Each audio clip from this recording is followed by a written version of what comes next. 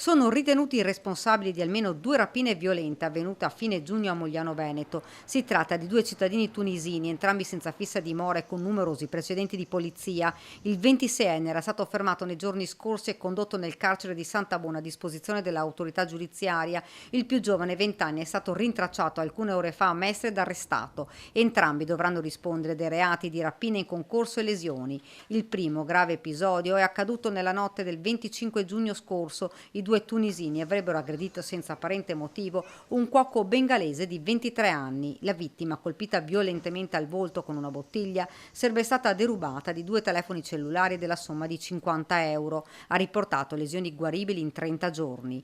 Anche un 63enne, nel tentativo di intervenire in aiuto, è stato colpito a sua volta. Per lui la prognosi è di 10 giorni. Il giorno successivo si è verificata un'altra rapina. I 2 tunisini avrebbero preso di mira un cittadino moldavo di 25 anni. Dopo essere stato colpito con alcune pietre e fatto cadere a terra, sarebbe stato ripetutamente preso a calci e pugni per impedirne la reazione e sottrargli 2 telefoni cellulari e la somma di 500 euro in contanti custodita nel portafoglio.